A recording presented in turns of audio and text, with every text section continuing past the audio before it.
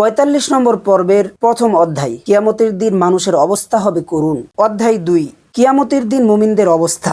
এভাবে লেখক ৫০টি পর্ব উল্লেখ করে এর অধীনে অসংখ্য অধ্যায় উল্লেখ করেছেন। এই তাফসিরটি শুধুমাত্র সাধারণ মানুষদের জন্যই যে উপকারী তা নয়, বরং একজন আলেম খুতবা দিতে চাইলে কি সম্পর্কে আলোচনা করব সেই বিষয়ে সিদ্ধান্ত নিতে হিমশিম খেতে হয়। তাই আমি আপনাদের জন্য চমৎকার একটি তাফসির নিয়ে এসেছি, বিষয়ভিত্তিক তাফসিরুল কুরআন বিল কুরআন।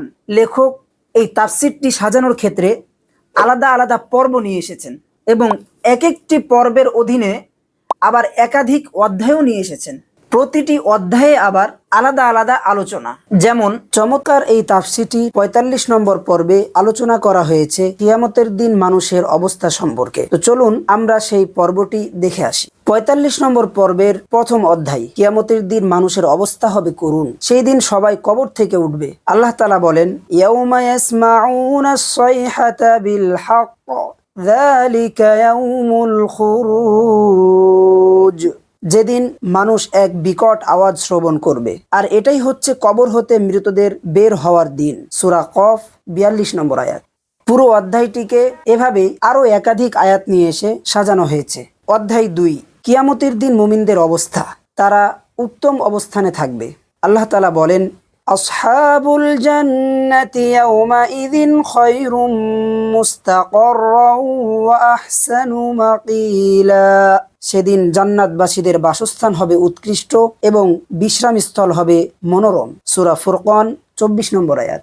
অধ্যায় ৩, কিয়ামতের দিন পাপীদের অবস্থা। কিয়ামতের দিনটি তাদের জন্য বড়ই কঠিন হবে।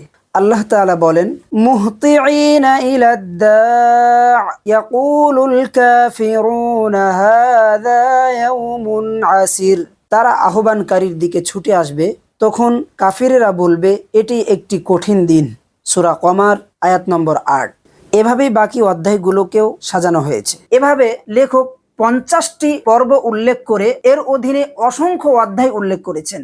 এই তাফসিরটি শুধুমাত্র সাধারণ মানুষদের জন্যই যে উপকারী তা নয়, বরং একজন আলেম খুতবা দিতে চাইলে, কোনো আলোচনা করতে চাইলে কি সম্পর্কে আলোচনা করব সেই বিষয়ে সিদ্ধান্ত নিতে হিমশিম খেতে হয়। তাই প্রত্যেকের জন্য এই কিতাবটি খুবই সহযোগী, কেননা এই তাফসিরটি সাজানো হয়েছে একেবারে বিষয় ভিত্তিক ভাবে। আপনি যে বিষয় সম্পর্কে আলোচনা করতে চান, যে বিষয় সম্পর্কে আপনি খুতবা দিতে চান, সেটি সম্পূর্ণভাবে এই তাফসির থেকে তার সহযোগিতা নিতে পারবেন ইনশাআল্লাহ। তাই একজন মুসলিম হিসেবে আমরা যদি এই তাফসিরটি সংগ্রহে রাখি, তাহলে আমাদের জীবনের অনেক প্রশ্নের জবাব, অনেক সমস্যার সমাধান আমরা কোরআন থেকেই পাবো ইনশাআল্লাহ। তাই আপনিও চমৎকার এই তাফসিরটি নিজের সংগ্রহে রাখতে পারেন।